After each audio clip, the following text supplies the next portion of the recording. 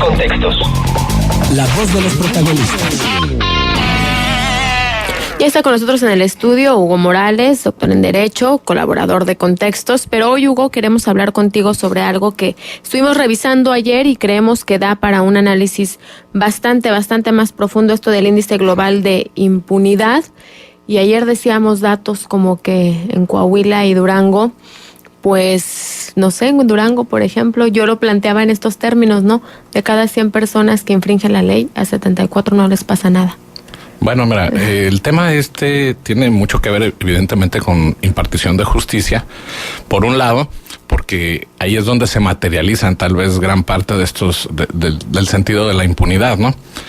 Hay que decir que algunos índices pues parecen de locura, ¿no? Por ejemplo, hablando del estado de Coahuila, hay uno relativo a la cantidad de personas sentenciadas respecto al número de delitos que existen denunciados. Y hablan de que es 0.2 ceros y un 2. Es decir, que de cada 1000 delitos, únicamente 2 terminan siendo sancionados mediante una determinación judicial que imponga a alguien una sanción penal. Una cuestión que resulta alarmante, ¿verdad? Porque no podríamos pensar en un lugar en el cual las cosas caminan con cierta, vamos a decir, pulcritud, cuando evidentemente resultan unos números pues tan desasiados. Pero otra cosa hay que decir también, Anita, en el sentido de que aquí nos hablan mucho de que estamos trabajando en el estado de Coahuila particularmente en el desarrollo de nuevas vertientes legales, como son los derechos humanos, como son nuevas situaciones que ha venido reconociendo ya algunas legislaciones en los estados, y que eso debería traducirse en el bienestar de todos, y ¿no? todo es de avanzada, además, ¿no? Porque exactamente. Este mote ahora de lo de avanzada. Y bueno, y nos estamos dando cuenta que la verdad de las cosas es que nuestras autoridades han fallado en el punto medular. Podemos tener las mejores leyes, pero el problema es su aplicación. Y en el estado de Coahuila y en el estado de Durango existe una deficiencia muy grave en materia de impartición de justicia. Y ese es el punto medular. Alguna vez yo comentando con bueno, vamos a omitir el nombre, pero con un político muy reconocido en la ciudad, estando en una posibilidad de hacer una reforma de justicia muy interesante, me decía, ¿y qué ley tú crees que es la que tenemos que cambiar? No, yo no creo que tengamos que cambiar las leyes de este país. Yo creo que tenemos que hacer que nuestras instituciones funcionen. Y yo creo que este índice es lo que nos está mostrando, que las leyes pueden variar y sin embargo no va a haber un cambio sustancial en materia de impartición de justicia, en materia de eliminar pues rasgos de impunidad, en la medida en que no existen elementos para que se motiven y se mejoren estas instituciones. Otro tema que resulta muy interesante es que escuchamos cada día más que se concentran los tribunales en ciudades. Llámese Gómez Palacio, llámese Torreón, por hablar de la zona de la laguna de ambas, pues han venido reduciendo los tribunales que existen en otras ciudades, porque pues es la mecánica moderna de los tribunales, ¿verdad? Y precisamente el índice de impunidad nos habla de que a partir de esa eliminación de tribunales existen menos empleados de la administración y de la impartición de justicia por cada 100,000 habitantes, lo que nos hace pensar que existe un rezago increíble en todos los tribunales. Pero ellos dicen que no. Bueno, ellos dicen que no. Por eso está justificada la reducción de personal. Y sin embargo, pues los números hablan por sí mismos, ¿no?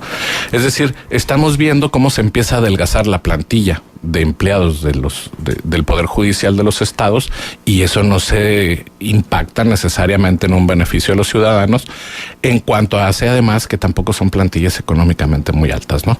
En relación al beneficio que pueden llegar. ¿Y entonces por qué, Hugo? O sea, ¿qué obedece realmente? Bueno, hay que decir primero que sí se encuentran, yo creo, muchas de las entidades del país en un problema en el cual les significa dirigir los pocos o escasos recursos que tienen a obras que traten de impactar públicamente, ¿no? Y por otro lado, todo lo que significa el hecho de trabajar en las reformas regulatorias, que significan más leyes y mejores, como algunos eslogans que hemos escuchado, simplemente impactan en el hacer creer que se están haciendo muchas cosas también.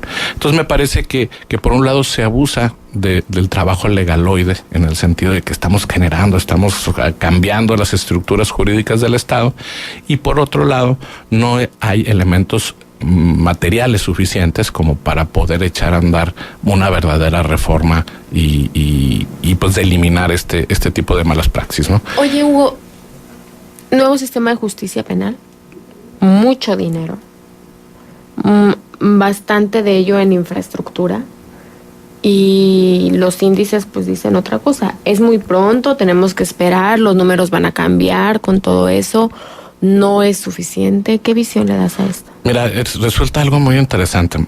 El tema es que nos preocupamos por entrar en un nuevo sistema, un sistema, pues vamos a decir, más dinámico, más sencillo aparentemente, pero no nos pusimos a ver que esta nueva implementación del derecho penal o de la justicia penal significaba adaptar una serie de instituciones que no están preparadas todavía para ello. Además de ello, hay que decir algo que es muy interesante.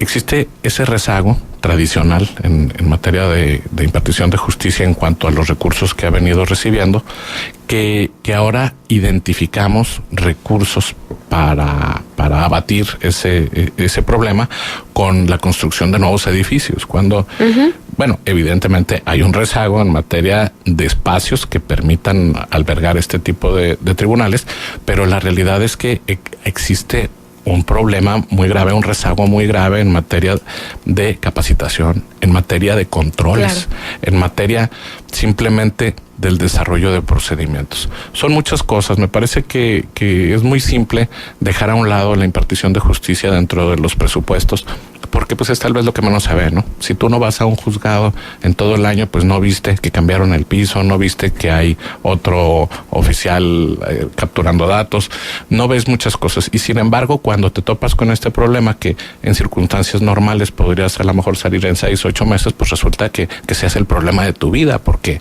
no existe el personal suficiente, no existen las condiciones suficientes como para abatir y crear esa justicia pronta y expedita. Termina siendo una justicia, pues bueno, a secas y cuando es justicia, ¿verdad? Pienso que, por ejemplo, ahora que estamos con los temas en campaña, hay como una percepción común y ya nos hemos ido comprando este discurso de que el gran mal de México es la corrupción, ¿no? Pero ahora con esto decíamos... es tema de campaña, Diana. Es como un asunto generalizado de la que se pone política, de moda en las campañas, pero realmente está ahí y está ahí desde siempre. Digo, desde que la corrupción éramos todos. Sí. y pienso que finalmente la corrupción es una falta a la ley. Y que en realidad poco se habla de un origen o de un paso atrás en ese problema que tiene que ver con la impartición de justicia. Es decir, porque la corrupción es un gran problema, sí, pero el gran problema es que eso todavía en muchos casos no es delito. Y que aún si fuera delito, pues no sé si va a caer en los 74 de cada 5 a los que no les pasa nada, ¿no?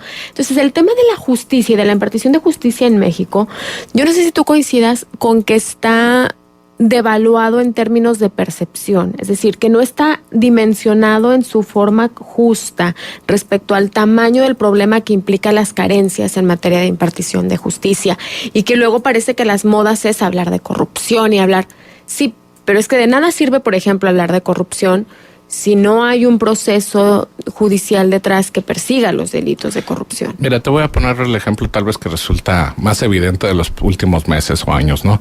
El tema de que existe un funcionario como es el secretario de la Función Pública, que en teoría tendría que estar investigando, pues, oficiosamente incluso. Es decir, porque tendría que tener él una curiosidad, no solamente personal, sino obligada a partir de la investidura que tiene como secretario de la Función Pública, pues tendría que estar investigando todos aquellos chismes, pues, de calle o de micrófono o de papel, ¿no? Y esto me va a que, por ejemplo, el tema de la Casa Blanca, pues no pudo trascender más allá, porque resulta que a pesar de que existen instituciones, a pesar de que existen leyes, los que toman las decisiones no las pueden tomar o no las toman simple y sencillamente. Entonces, por eso hago yo esta reflexión de que podemos llegar a construir muchas instituciones, podemos generar más y mejores leyes, sí, pero en la medida que los que toman esas decisiones no quieren que las cosas pasen, no van a pasar. Igual regresando al estado de Coahuila, estamos hablando de que han pasado ya algunos meses, para no decir años, del tema que detonó el problema de la megadeuda de Coahuila. Es fecha que todavía no podemos saber nada de eso. y los que pueden tomar la decisión no la toman porque no les gusta, o porque no les conviene, o simple y sencillamente porque tienen miedo o bueno, por lo que haya sido. Pero las 50 personas que pueden tomar esa decisión en el estado de Coahuila no las toman. Oye, Hugo, y en función de esto que tiene que ver con la impunidad, no se hace justicia. A impunidad lo tendríamos que definir así como muy escueto, ¿no? No se hace justicia. Sí. El que la debe no la paga. Punto. Sí. ¿Tú crees que la percepción de impunidad se incrementa cuando el delito es a partir de la función pública y luego casi siempre que tiene que ver con una situación de esta, y lo vimos, no sé por qué tengo tan presente la situación del DBR, ¿sí? Eran los segundos y los terceros a los que se les pedían cuentas y a los que se les dictaminaba alguna sanción. ¿Cómo hacer para que los verdaderos responsables sean los que paguen y no sean los segundos o los terceros de a bordo? Mira, digo, tomando el tema del DBR, el otro día que pasaba por ahí me acordé, digo, haciendo una como una regresión, ¿verdad? Así en segundos de lo que había sucedido con ese DBR. Y ¿sabes cuándo me causó hasta risa? Iba manejando, dije, bueno, qué simpático, hicieron mal unos puentes que costaron miles de millones de pesos. Resultó que luego no necesitábamos los puentes, porque si ahora tú te fijas, pues el DBR como tal no existe. Es una serie de un par de puentes que de alguna manera agotan con algo de infraestructura vial, pues todo el nudo que se hacía ahí, ¿no? Es decir, que no puede uno entender que se hicieron unos puentes mal hechos con toda su historia y luego resultó que no se necesitaban. Es decir, ¿qué más grado de impunidad podemos hablar cuando sucede este tipo de cosas? Y yo creo que obedece, Marcela, básicamente algo. No existe una verdadera intención, ni por parte del gobierno federal ni de los estados, en asumir una posición de rendimiento de cuentas contra alguna institución que pueda ser un verdadero contrapeso. Y ese es el problema real. En el estado de Coahuila, como en el estado de Durango, y lo digo a pesar de que es un momento electoral, en ambos estados, a lo largo del, vamos a decir, del desarrollo de los sexenios de las gubernaturas, yo no veo que exista un verdadero contrapeso. Los contrapesos, cuando se presentan en procedimientos electorales, es decir, vemos a los candidatos debatir, decir una cosa u otra, pero realmente a lo largo del desarrollo del ejercicio de las administraciones municipales o estatales, pues no ves ese contrapeso es inexistente. Los partidos políticos no están haciendo su trabajo, y cuando alguien osa hacerlo, se molestan todos. ¿De dónde tendrían que provenir esos contrapesos más allá de los partidos políticos? Mira, yo creo que si realmente estuviéramos pensando en instituciones fortalecidas, tendríamos que hablar de una persona que pudiera ser electa y que pudiera encabezar precisamente esos espacios de investigación y de trabajo anticorrupción. ¿Por qué hablo de una persona electa? Bueno, pues tal vez porque tendría que ser el hecho de poder reclamarle a alguien verdaderamente que está dando o no un resultado. Y más allá de eso, pues si no fuera electa una persona, no tendría que ser una persona que evidentemente está vinculada a los partidos políticos o que estuviera vinculada a la administración pública para que pudiera haber ese rasgo de independencia. Es que cuando dices electa, híjole, se pone la piel de gallina, porque para empezar, generalmente por quienes optamos, los ponen los partidos. Mira, y los ponen los gobernantes. Sí, pero si realmente pensamos, Marcela, que queremos dar un paso adelante, pues tal vez el paso más sencillo, porque esto significaría una reforma política dentro del Estado, ¿no? Pero vamos a pensar en algo real. Si de verdad el gobernador, si de verdad los alcaldes, si de verdad los que toman las decisiones quieren cambiar esta situación, pues no hay de otra nada más que señalar o asignar una persona independiente, verdaderamente independiente, a que trabaje en esos espacios. ¿Y cuánto le va a durar la independencia, Hugo? No duran, Marcela, no duran, es inexistente. Por eso yo digo, ese es el problema real. En la medida en que esa institución no exista, porque puede existir en el papel, puede existir físicamente en un edificio muy bonito, pero la verdad de las cosas es que mientras que no exista esa independencia, esa institución independiente que sea un contrapeso, pues la verdad de las cosas es que vamos a seguir con esta dinámica que, como bien dices, podemos tal vez remontar a 30 o 40 o 50 años o más, porque esto no ha cambiado. Esta situación que vivimos de impunidad, esa situación de dolor por la falta de aplicación de la ley de todos los ciudadanos, es permanente. Y tan permanente es que ya nos acostumbramos. Y nos acostumbramos a que la gente no haga las cosas, nos acostumbramos a que los políticos vivan como ricos sin serlo, y nos acostumbramos a que todos podemos resolver un problema echando una llamada o encontrando a la persona que puede resolverlo. O en términos de justicia, a que la gente inocente esté en la cárcel mientras los delincuentes estén en la calle, por ejemplo. O también no vamos a ponerlos en el abandono total. A lo mejor sí están en la cárcel algunos delincuentes, no todos, ¿verdad? Es decir, no sin exonerar a todos los que están ni adentro ni afuera, simple y sencillamente los que están afuera no están siendo investigados. Bueno, los que están afuera son los que están coludidos con el poder. Definitivamente, ¿no? ese es el tema, que la impunidad que existe en este país deviene precisamente de su relación con los cotos de poder, y que en la medida en que no existe ese contrapeso del que yo estoy insistiendo debería existir, pues en esa medida esos espacios se siguen fortaleciendo. La sociedad civil, ¿qué tanto contrapeso pudiera hacer? Mira, yo creo que pudiera ser, pero el tema es que ¿cuántas veces hemos comentado en estos mismos micrófonos que es necesario que los ciudadanos cuestionemos, que los ciudadanos nos organicemos, que los ciudadanos nos preocupemos por conocer en torno al ejercicio del poder? Y la verdad de las cosas es que lo dejamos pasar. Fíjate que ayer nada más, no se me gusta dejar esto porque me fui pensando cerramos con la nota del índice global de impunidad y yo hacía esta lectura. Repito, no, 74 de cada 100 que infringe la ley no les pasa nada. Y luego yo me fui pensando, ¿y cuántos políticos que nos roban, que nos mienten, no les pasa nada? Y siguen ganando elecciones cada vez que hay proceso electoral, ¿no? Creo que en términos como de respuesta política y de respuesta ciudadana, ahí hay otro tipo de impunidad finalmente. El gobernante o el partido que abiertamente robó, que abiertamente mintió, o que por lo menos todos tenemos la duda sobre que eso haya ocurrido, verlo ganar otra elección. Bueno, no sé cuál de las dos. Y te voy a decir otra cosa. Me indigna más. Y tal vez esa impunidad también se va regenerando en la medida en que los partidos políticos que ahora, pues vamos a decir los más fuertes, todos han gobernado algo, todos tienen algo que se les indica, o todos tienen, como dicen vulgarmente, cola que les pisa, ¿no?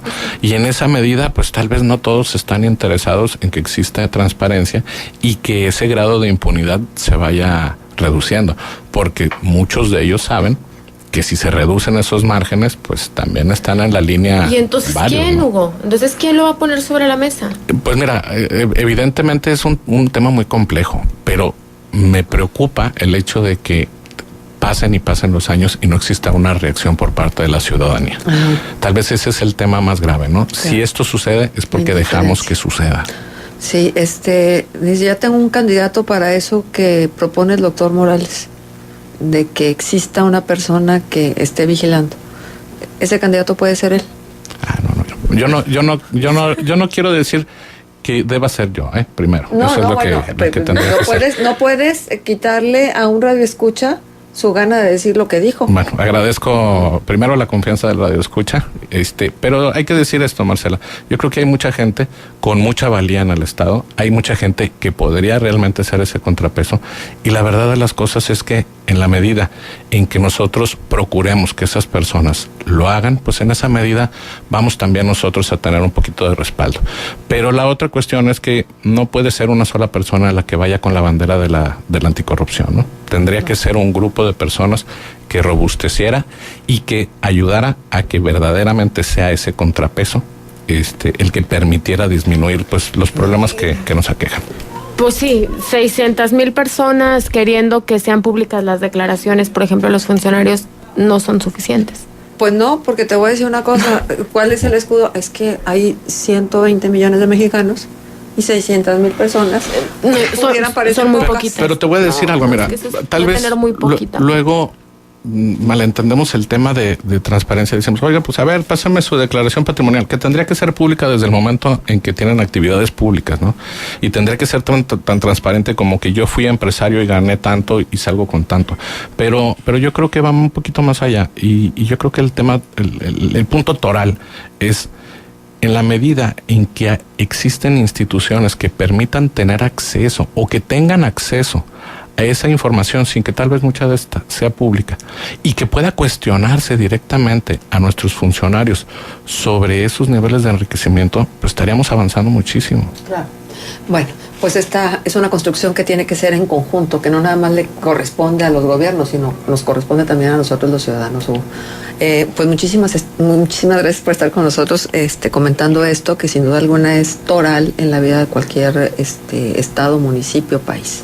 Gracias. No, pues gracias por la invitación como siempre y un saludo a nuestros radioescuchas.